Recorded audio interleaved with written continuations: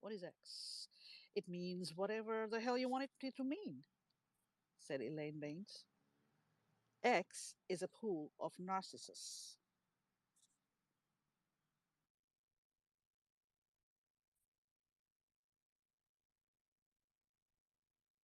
Yeah, I'll go first. There's a little bit of narcissist in everyone.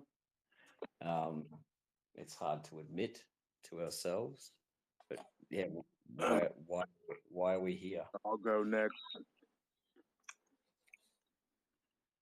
Um, Mic check. Can people hear me? Yep. Yep.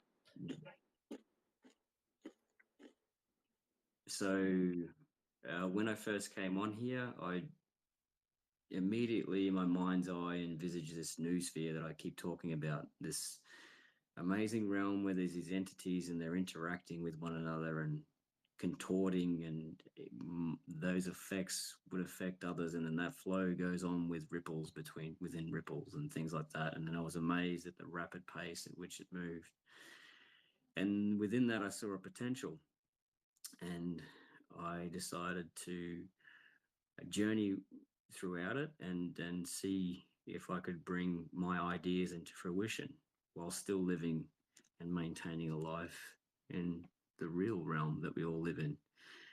So I decided to explore um, this realm that I decided to say to make sure that it was a safe place for me to travel.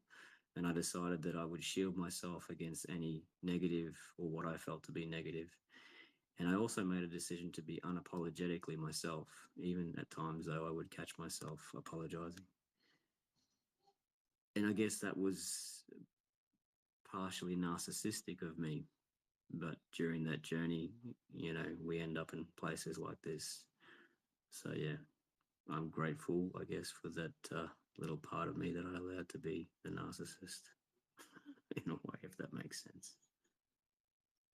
How dare you have needs, Hal?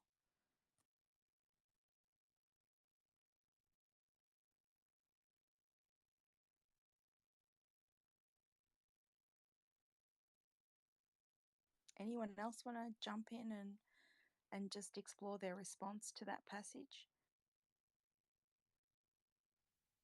I was gonna say I think there's narcissists everywhere. It's just perhaps easier to come out when you're behind a keyboard or a cell phone. So it pops out a lot more here.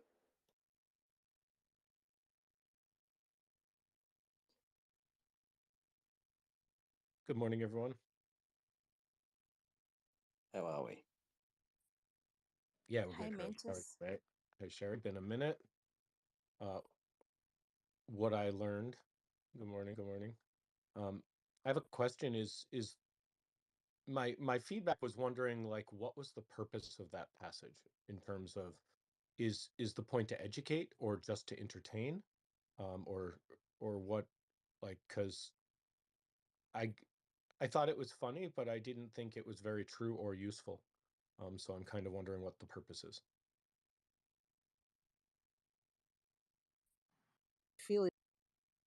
I feel it was to tickle your brain. To discover the level of your attention span within the space you're attending.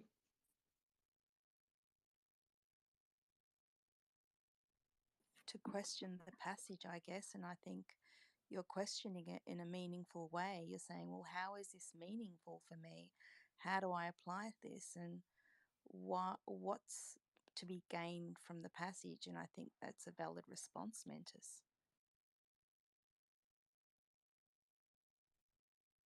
I feel so validated. Thank you. Was Elaine a narcissist? I'm missing some context. I feel like. Well, let's keep going. Anyone else want to share, when that passage was read, what thoughts came up? I And was deeply moved.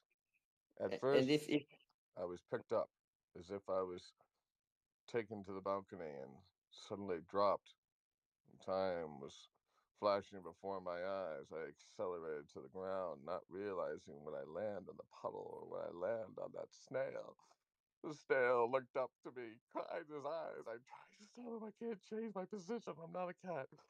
He opened his mouth. I was like, holy shit. I remember the words that Hawk told me.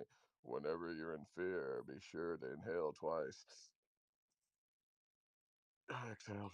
That's an I took interesting it on. response, I Dan. went inside the snail and I took the adventure, just like Sherry would say.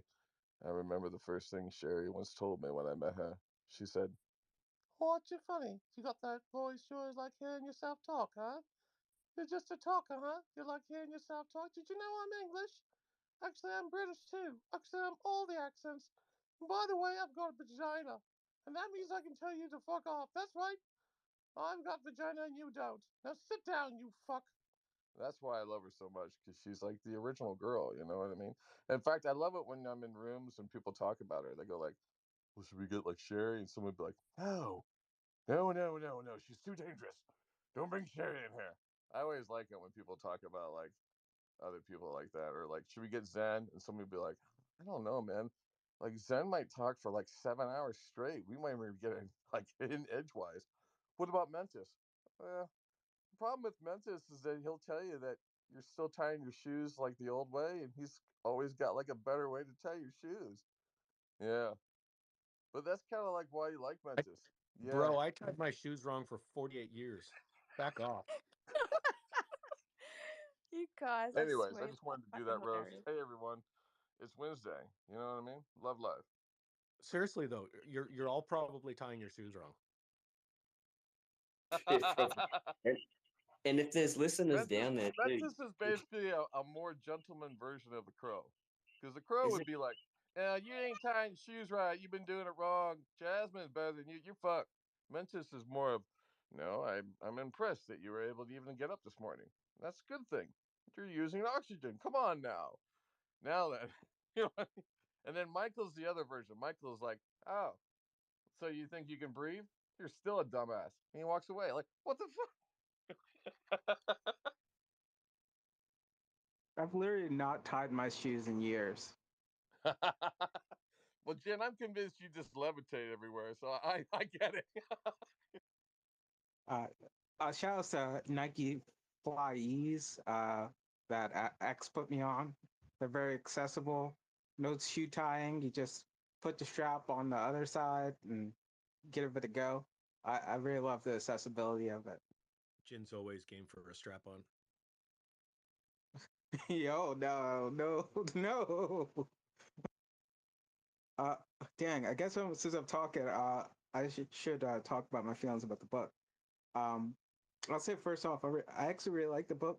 Um, it reminds me very strongly of Robert Greene's Laws of Nature, uh, a book I read a long time ago. Um, you know, other than like the tone, also really strikes me of Robert Greene a lot. You know, that kind of you're talking to someone and then there's like a story or there's a kind of call back to a philosopher who has like a specific field of knowledge and then they apply it to great effect and then hey here's how we could apply it in that situation, so that tone, that delivery, the kind of storytelling definitely reminds me very strongly of Robert. Good thing because Robert Greene is a really good writer. Uh, and I think if you haven't read Laws of Nature by Robert Greene, I think that's a good book to pick up. It's very analogous to this, of him, telling these stories and how they apply to nature. Uh, you know, Also if you're in the hood, you got to read some Robert Greene. That's like a class top tier Harlem excellence. If you're in the hood, you can always talk about the I've learned that. But I would say that's pretty good. In terms of the the first chapter, I liked it a lot. I think that it's a very interesting term. It's hard to really talk about. Uh, there's it just feels like there's so much. What I feel like it's like a Buddhist koan where like the guy, one of those kind of like teachings where it's meant to confuse or it's meant to not have a good answer. And really, what the unanswerability of the question actually provides you to try to create your own interpretations, which help you actually solve your own problem. So if you're coming to look for answers, instead, what those questions do is help you generate the answers for yourself. And I think works for narcissism because it's just really hard to kind of define in the ways people use it. There's technical definitions. There's the kind of heartfelt definition that we think of it, and then there's everybody else's definition. So I didn't know what Mike meant by narcissism, but I kind of resonated it with this kind of self-assession that is not only positive. Sometimes it's looking at your own shit and saying it's cool, but also looking at your own shit and hating your own shit. There's a lot of artists in the space, and we talk about our shit a lot, right? Uh, do you like my shit? I don't really like my shit today. That kind of talk definitely gets around. So I think it's about that, and it is kind of like you want to come in, meet other people, talk about your shit, and maybe figure shit out. Uh, I like shooting the shit with a lot of people too. You know, so I think it's a cool first term, maybe to resonate with Mentis. Maybe there needs to be a little bit more direction. So because there's some people you ask those questions that try to help them generate their own question, and their brain goes nope, and that's where you kind of maybe need to guide those people. But I like the first chapter a lot, and I kind of like that style of the book. It's very easy to read, very accessible. I actually think like as a strategy, you could put it in some LLM or something, and then have like an ad at the end if you want to know. Here's what they want to know. Buy the book. That would be a Yeah, cool way to sell it. But yeah, that's it. if you think the first chapter is interesting, you should read the first 5 pages.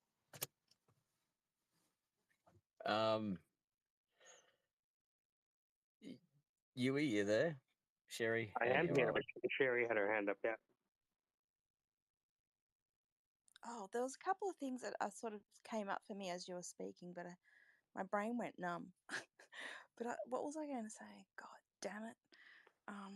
Someone It else was my speak. Say it was my brown hand distracting you, wasn't it? It looks I extra think, brown next to Hurl's yellow hand. oh, it was something about the LLM. Oh, okay. So I think what happens when you use an LLM, it's really difficult because it's not as dynamic as when someone who has a deep understanding of the world. Um, it's just not the same. Like it'll segment things. So it'll go into, for example, phenomenology, and it'll just stay there and go into depth on that.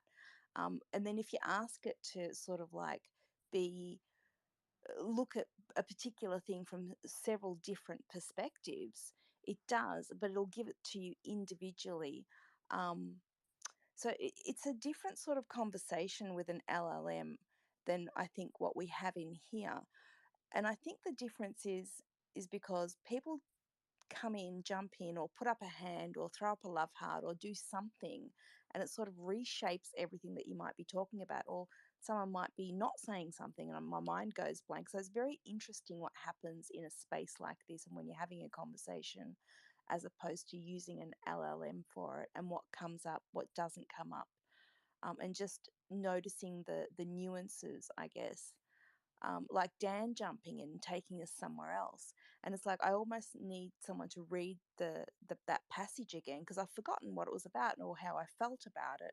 So I guess I always look at things from a sort of like a phenomenological perspective of what's merging, what's emerging, what's happening, what's not happening, what's being said, what's not being said about a topic. And that's why I was interested in what people how they respond to that. And it was interesting that Mentis had a negative response to it, which was good because it's like, what is narcissism?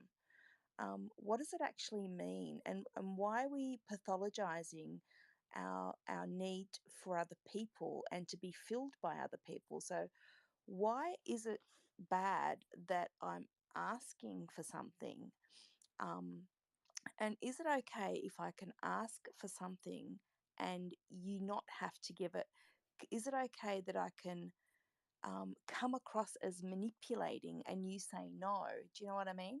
So I think a lot of this stuff around narcissism has become pathologized to such a degree. People feel guilty for wanting attention or wanting to be the center of their universe, and or feeling like they're being selfish. It's like, no, sometimes I am selfish, and other times I'm very giving, and I can suspend my reality for long enough to listen to you. So I think, yeah, I'm a little bit with Mentis, but I might get you to read the passage again, or someone to read the passage again, so I can go back into what sort of data comes up for me, if that's okay, if someone wants to. But we'll go to the rest of the hands.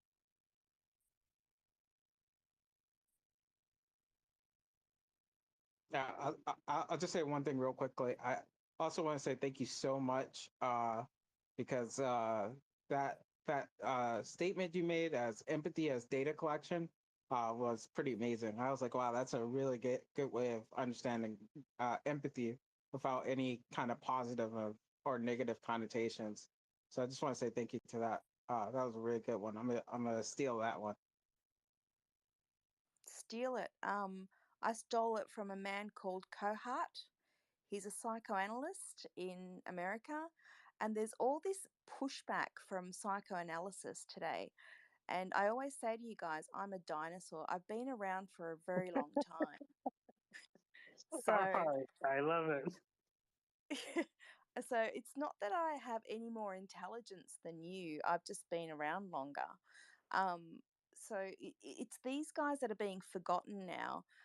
You won't find this information. This was for the, is it the Burgoyce? The rich people would get all this information, the very rich, and you would go and get, your inner worlds and your reality analyzed by analysis. You'd lie on the couch and you would have someone explore your world. It was a luxury, and it is still a luxury. Who can afford, unless you have a psychotic meltdown, to see a psychologist, or you've got some sort of drug abuse? So people now have got a psychologist or a therapist or a counselor only during crisis. So, when we go back into the past, it was something that was enjoyed by people who had money, who could pay for that attention. And here we are in spaces, which is very much like group therapy. And I think people being drawn to this space is not about narcissism per se. So I'm just going to go into my response. It's because we're feeling more and more empty as time goes on. And we've been told that if you buy a flashy car, or if you buy this house and you're the envy of your neighbors, you might feel full on the inside with consumerism. And I think as time's gone on, people are feeling empty. They do want that connection. They do want to have more meaningful conversations. They do want to be seen. They do want to be heard. They do want that interaction where they're growing. And, it's all about growing your emotional tolerance. It's about being able to be better regulated in the world, because people who are better regulated tend to do better, and it was affordable to the rich. So here we are in this space, learning from each other, entangling. And as we do that, we're becoming more and more robust in that we have all sorts of emotions and things come up, which is what we're doing with this book as well. What is your response to it? What comes up for you? What's happening on the inside of you? And do you want to say something about that, or do you not? So it's just very interesting to watch what happens um, inside us, between us, on these spaces. And I've just gotten lost again. I'm waffling now. Save me, Hurls.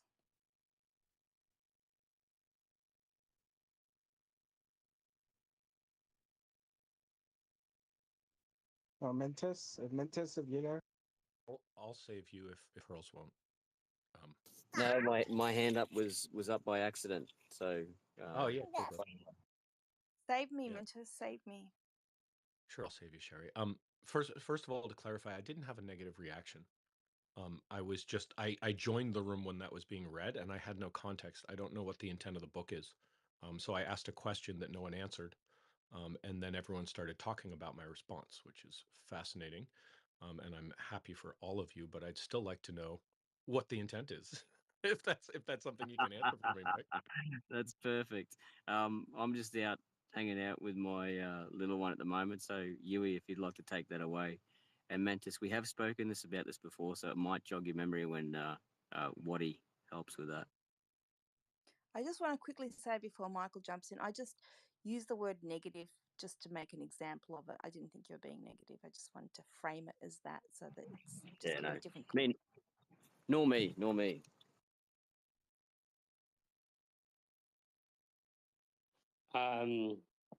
So the chapter that kicks off the book is called "What I Learned on X Oh, Applies." sorry. Can you explain to Mantis the I guess the beginning of the story, because I'm not sure. I think that's what he's asking. Oh man, that's a long story. No, just like Yeah.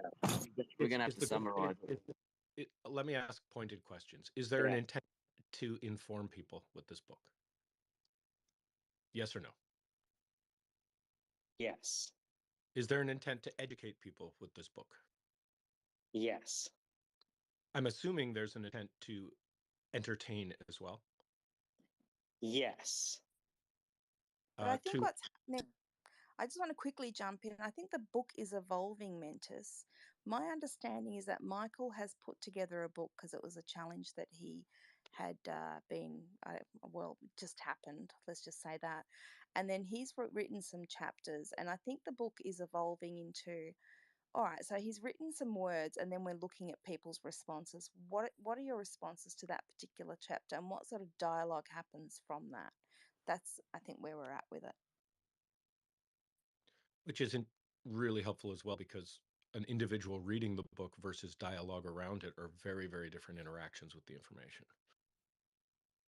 Which is what we were saying before you jumped in. So you might, when you get some time, have a look at the conversation we had before you made your magical appearance. Thank God this is recorded. Yeah. Yeah, there's every opportunity to go back and listen to us waffling. As long as Dan had some waffles, hopefully with some fried chicken.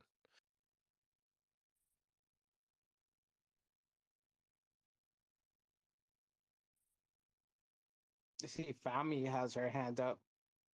I just wanted to, from what I understand, I wanted to say to Mentis, hi Mentis. I was, to me, it's like Canterbury Tales. So it's a reflection of what the contemporary Canterbury Tales in a raw, rough format at the moment.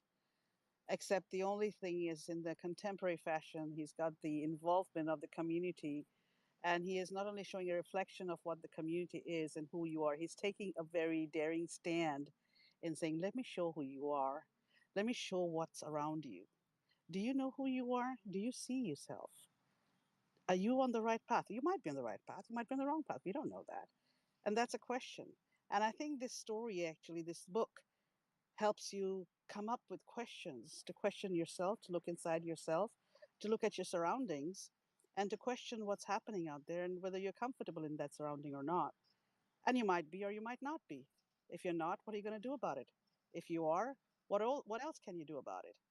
So I find it, and there's a lot of dry humor in there, and there's a lot of sarcasm in there. And it is to make people think.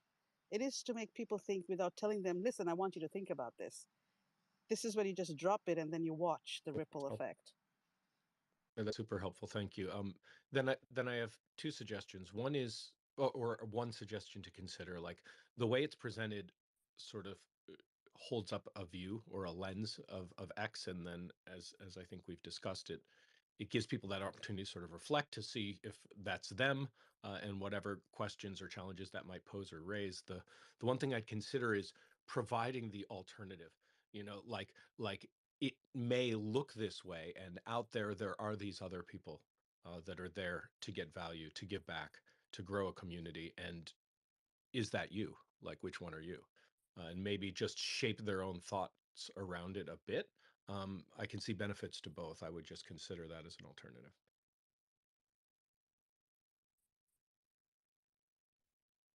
Yeah, it's 99.99999% like that. But guess what? There is some, there is that needle in the haystack, and um, if you search for floozy speak, you'll find it.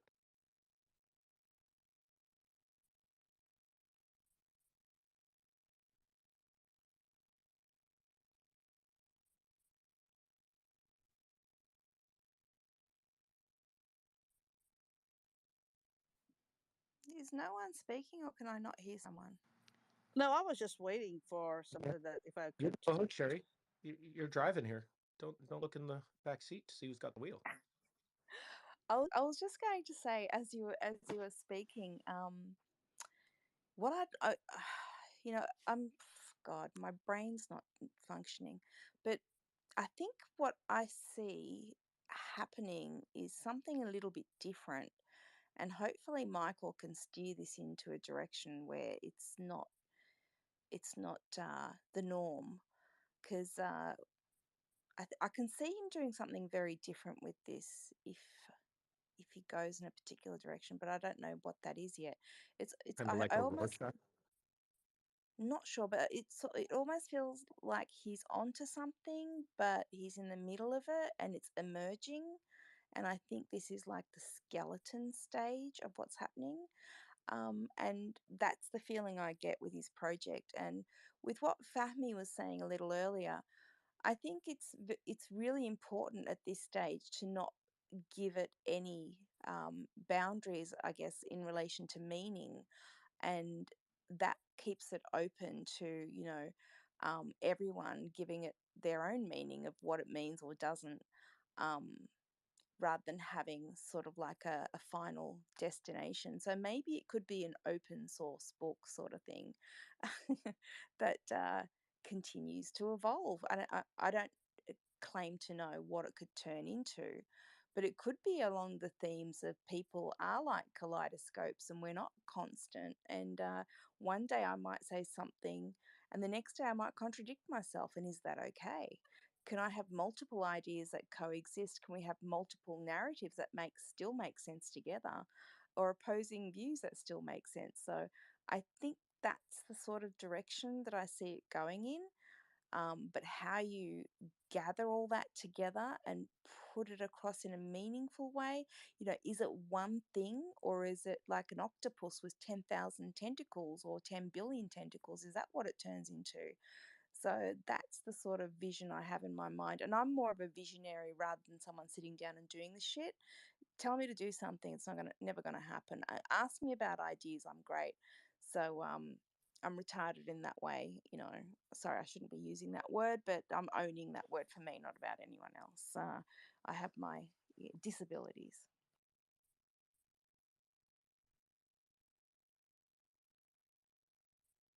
Sherry, just I apologize for chiming in there. I wasn't trying to talk over you. The word I threw out there was Rorschach, and it sounded like as you continue to talk, it very much was kind of that concept where it's just there, but people are really given the space to interpret their own meaning from it.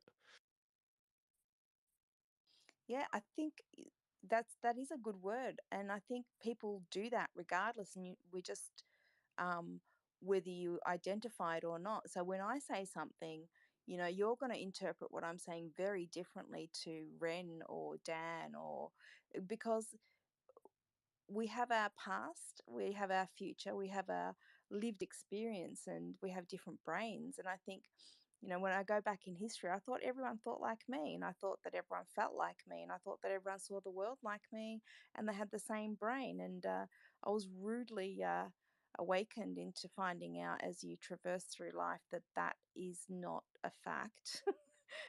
It's almost delusional thinking. And I think when we look at the system, it's almost like we're entrapped in this socially sanctioned insanity where we have to subscribe to one religion or one way of being or one way of thinking. And I think through this age of technology, it's giving us that opportunity to have so many different vantage points or lenses on the same thing. And I think that's the direction potentially that this could go in. Yeah, so exactly, Mentis. Long way to say exactly. You want to call on Fami now? I think Fami should just Sure. jump in.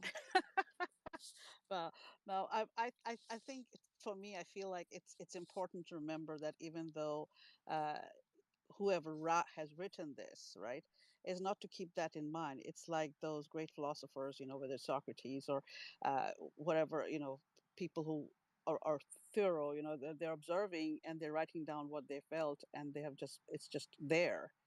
It's just there. It's dialect. Is what's the word? Dialectic. That's the concept, I think. And so it is to promote the thinking in everybody else. And so it's not to do with, I think it's very important that we keep in mind that who's written it, why has he written it, what was his whole intention. I think that needs to be taken out of the equation because it has just been dropped.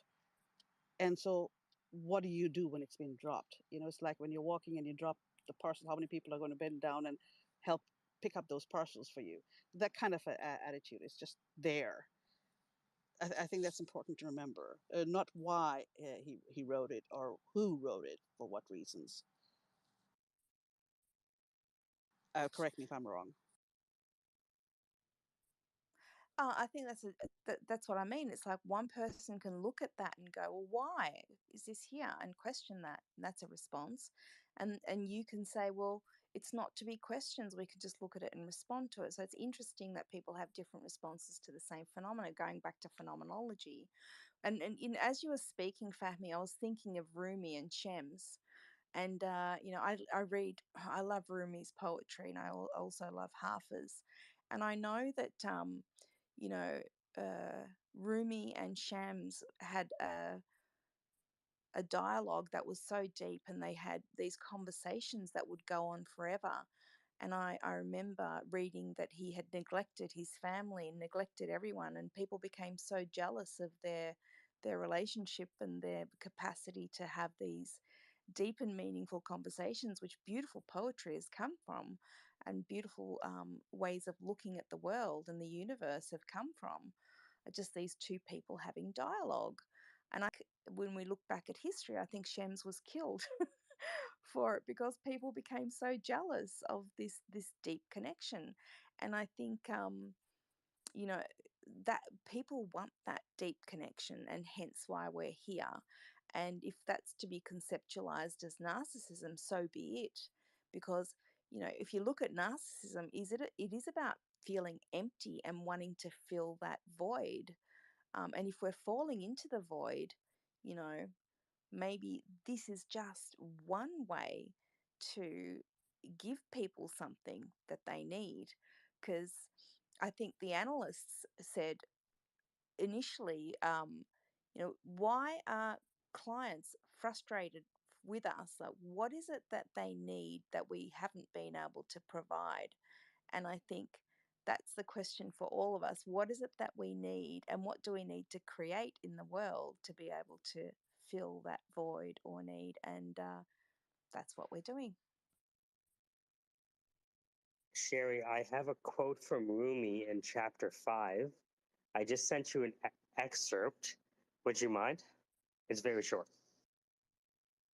I'll just have a look. Where are we?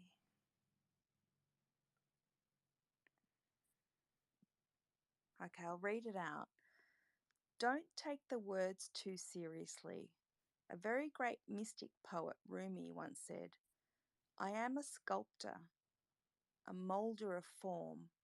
In every moment I shape an idol, but then, in front of you, I melt them down.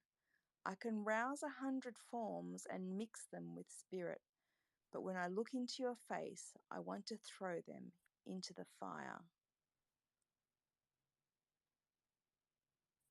Okay, so when I read that, what comes to me is, it reminds me again of phenomenology where, things are formed and unformed. Reality is continuously unfolding before us. You know, what's in the foreground? What's in the background? What are you noticing now? What are you paying attention to? What aren't you? Like, it's just a constant. And then what does he say next? I can rouse 100 forms and mix them with spirit. Like, I imagine him talking about like being that kaleidoscope where he's able to be anything in any moment, and be spirited about it, be passionate about it. But when I look into your face, I want to throw them into the fire. I wonder what that means. When I look at your face, I want to throw them into the fire. Does anything come up for anyone else in regards to that last line? The them there he wants to throw in the fire. What's the context again from just before? So I'll read it again. A very great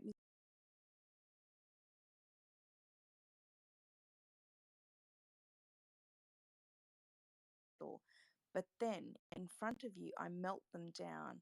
I can rouse 100 forms and mix them with spirit, but when I look into your face, I want to throw them into the fire. I mean, the sense I get, and maybe it's like when you really meet someone, like almost in the namaste sense, that all of life's constructs, he's talking about these idols that he forms all the time to melt down, like all of that concept of like idolizing the physical and the godship that we attribute to things, just literally, he melts away. I gotcha. Okay, so everything just, so he's forming and reforming depending on all the constructs in the world, and he's shaped and But reshaped. when he sees their face, yeah, fuck it all, right? By Everything comparison, they're all trivial, yeah. Yeah. Yeah, that's good. I like that poem. It's beautiful.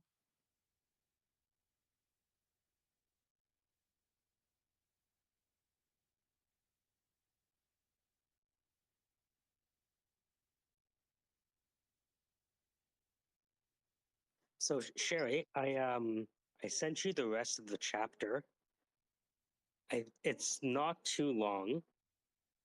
I think because we're all circling around the same thing, I think if you read even just the first paragraph, it would kind of give the intent. Just Mike, before she does, one idea that came to me there. I love that passage. I actually felt like that should go between, like at the beginning of the book before chapter 1. I think it frames the context for the whole conversation really well. I like it. Yeah, Rumi's on fire. Oh, Rumi's my favorite. If he was a religion, I'd subscribe to that. Let's make religion. This can be the book. Michael, do you remember when we conceptualized it and we had the blank pages? Now Yeah.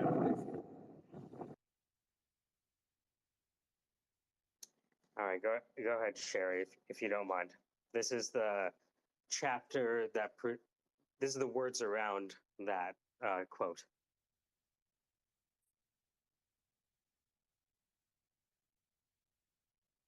Do you want to go first, Hurls, before I read, or did you put your hand up accidentally?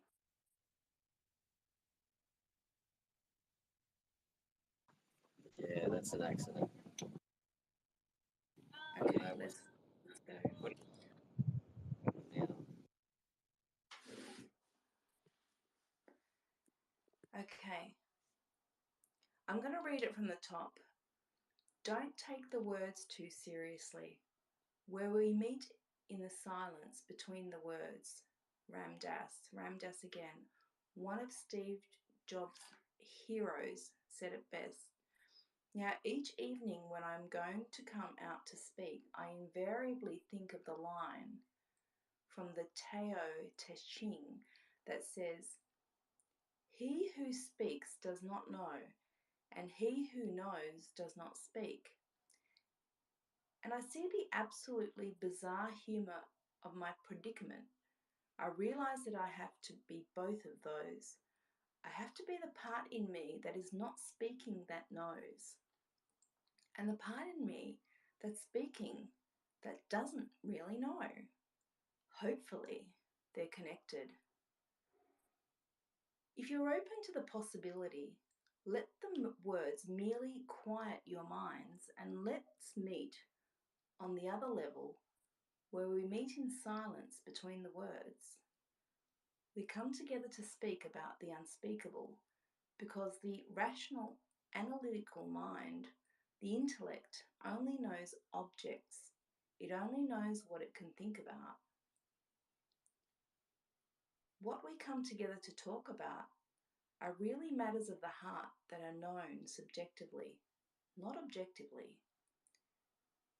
They are always hidden from the eyes of the thinking mind. Yet I'm in the world of business, so we just have to take the words very lightly. A very great mystic poet once said, I am the sculptor, a moulder of form.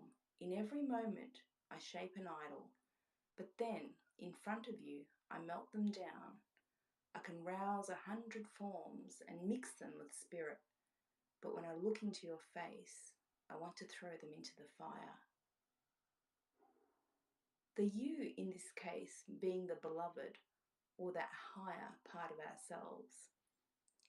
Our minds are creating realities.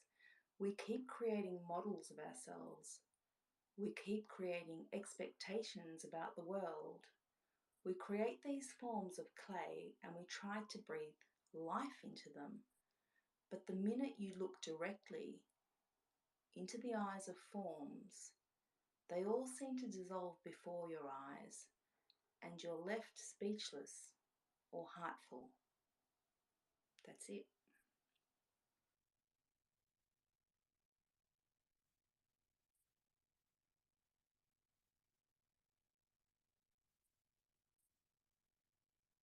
Sorry, Sherry, I hate to do this to you, but you're so good at this. There's a poem that I realized I should include into the book. It's very short. Would you indulge us one more time, or at least myself? I'll just have a look at it. Did anyone want to respond to anything in that before I'll go and look? I do have something to say because people don't know my hand is up or down. I do want to chat with Femi because we did do a call out to her and just wanted to lock in on the spaces, but I do not want to interrupt what Sherry's got going on here. I think it's great. I'm sorry. Were you talking to me? Because there was a lot of sound there, so I couldn't really. It's okay. Did you get that, Michael?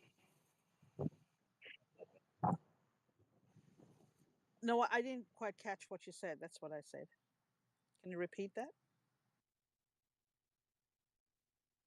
Hurls wants me to say it now. Is that right, Hurls? Oh, okay, cool. No, it's okay. Sherry, would you mind indulging us, and then we can switch gears, Okay, so you want me to read this? if you don't mind? I don't mind. Okay, I'm just opening it. Okay. I Am the Great Sun is the title. From Normandy Crucifix of 1632, which was a long time ago. Okay, and this is how it goes. I am the great sun, but you do not see me. I am your husband, but you turn away. I am the captive, but you do not free me. I am the captain, but you will not obey. I am the truth, but you will not believe me. I am the city where you will not stay. I am your wife, your child, but you will leave me. I am the God to whom you will not pray. I am your counsel, but you will not hear me. I am your lover, whom you will betray. I am the victor, but you do not cheer me. I am the holy dove, whom you will slay. I am your life, but you will not name me. Seal up your soul with tears and never blame me. That's it.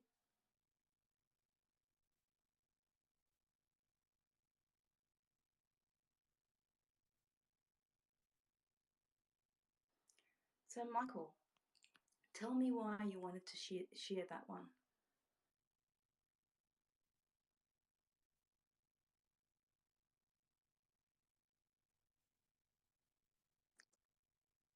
We used to identify with the way that we sequenced words, but I think we have enough information and technology to know that if there is a divinity to us, it's not in how we use our mouth words. It's in something more than that.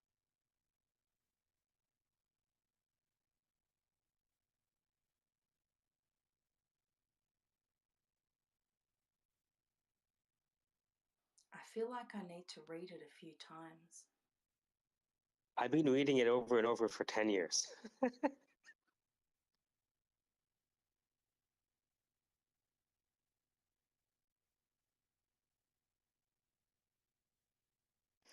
Femi, what Hurls was mentioning was we enjoyed your reading so much that we wanted to do the same thing, that we're essentially continuing something that we never imagined would happen, because this is all really fresh. You know, what day is it today? It's the 15th. I think Yeah. we did this, and I think we did this on Sunday. So there's a phrase by Reich in the book: if the teachings are true, they will spread on their own. And so however this needs to spread, I'm fine with it. I don't need to make any money from this book, especially if there is a bunch of people who see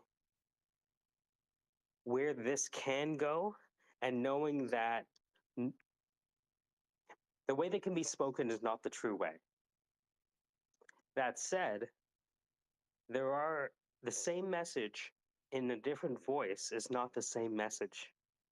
So is it possible for us to reach people that maybe I can't reach because of the way I say things, but that you can?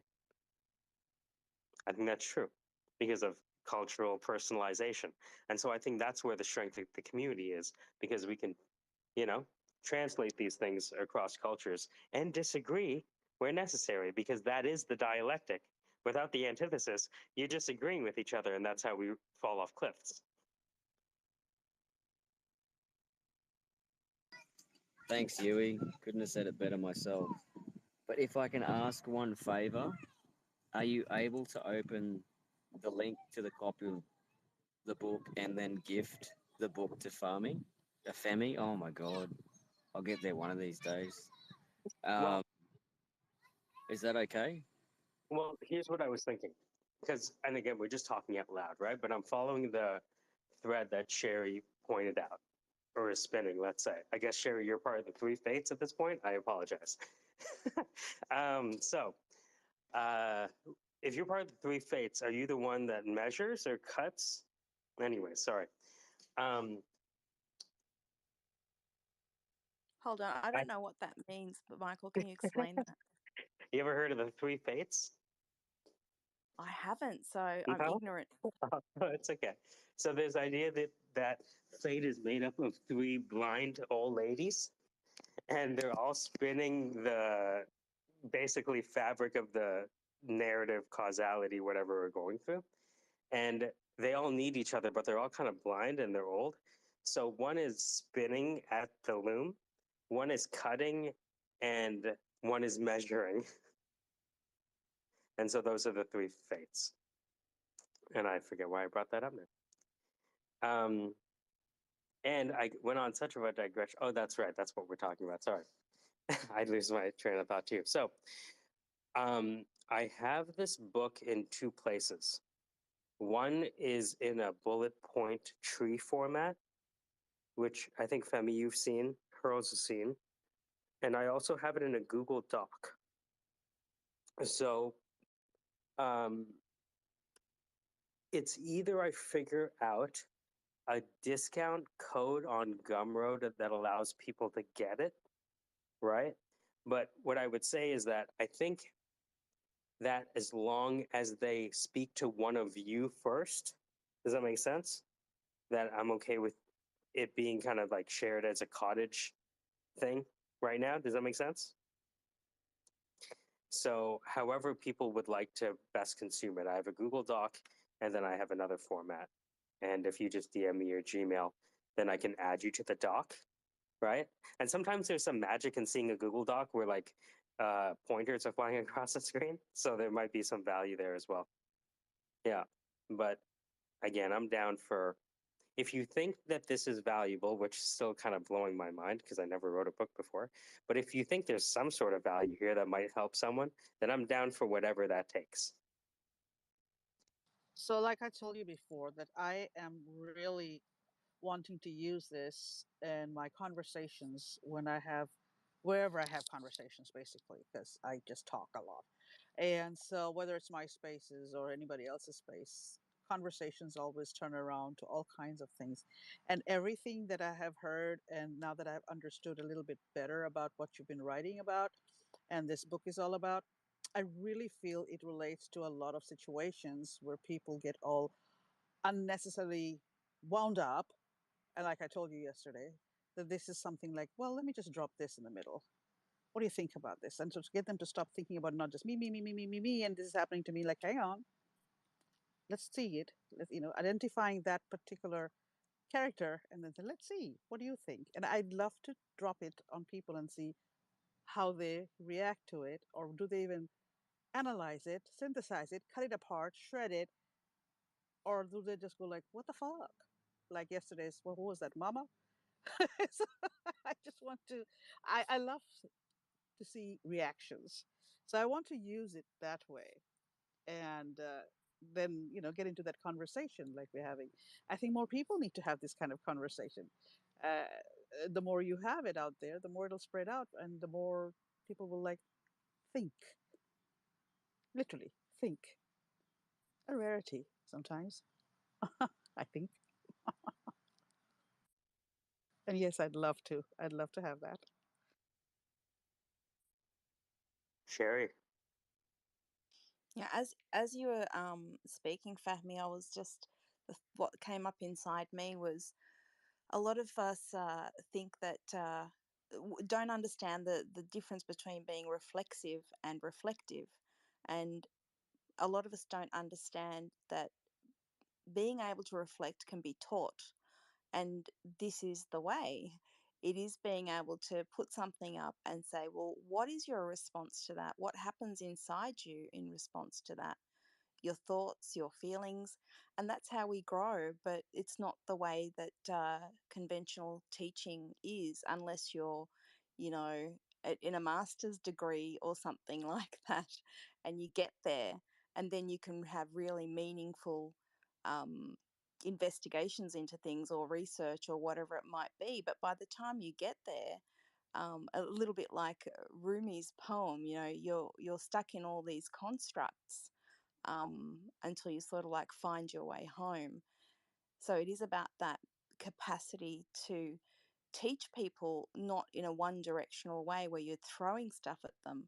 You are still throwing stuff at them, but you're not interested in them just taking the information. You're interested in what their response is to that information, and that's where the learning happens and that's where the sharing happens, because we find that something very different happens inside of me as opposed to you, as opposed to the other person.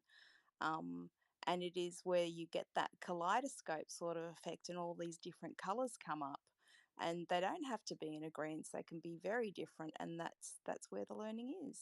So I think that's what you're pointing to, and how that might be useful in sharing that, and then collating the data from the responses as a piece of research or as a learning tool. You can use it in so many different ways, and I think that's part of where it can grow into something other and transcend the actual content. Because I could put up a word, just one word, and we can transcend together out of that into something very different. And that happens in these spaces. You come up with a title, you put it up the top, but where it goes, we don't know. We don't know what's going to happen in the next 10 seconds. Oh, Sherry, you hit the nail on the head. The only thing is like what you were saying, that this kind of conversation that doesn't take place in a conventional classroom. You're right, but I used to teach high school, and that is the concept that I had in my classroom, because kids, they don't want to speak up. I did actually do this with high school kids. This is the kind of approach I have with them, because you want them to be able to independently converse and give their own opinion without the way they're trained, that oh my god, I can't say it because somebody else is going to think I'm being dumb or stupid, or my god, my opinions, I better keep it to myself. And that is okay. So that conversation, that dialogue that takes place, the learning that takes place through that is so, it's amazing, that when you go back and think about it, and you calm down and you regurgitate it, and you realize that there's so much more depth in it. That's something, and I feel like even with adults and in spaces and all that, this is so important for us too. And this is an creative slash artistic behavior. That is what is being promoted, I feel. Yeah, I just wanted to get the whole room to imagine that. Imagine if every time you spoke, you had to say the right thing and you had to adhere to a particular narrative and not go outside of that. Imagine that was happening in this room. How torturous and confining would that be? Um, where you don't have the freedom to be yourself. And I think that's what usually happens. Whereas when you have this way of looking at something, it's like anything is okay.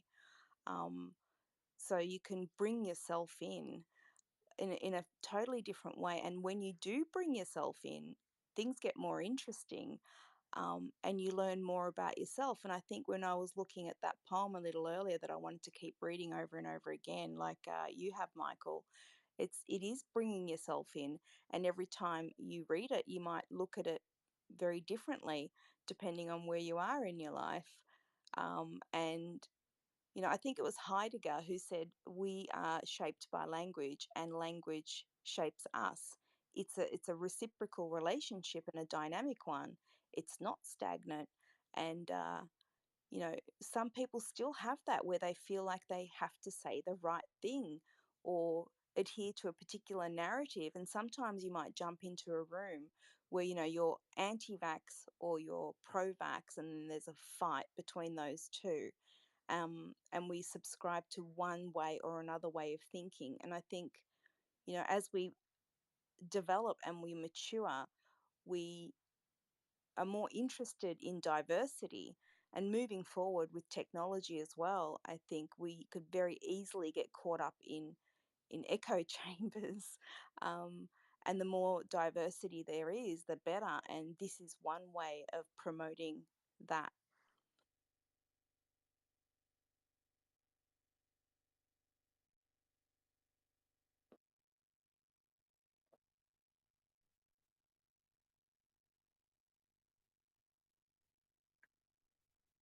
I often interrupt too much, and the book taught me to be aware of how much I interrupt.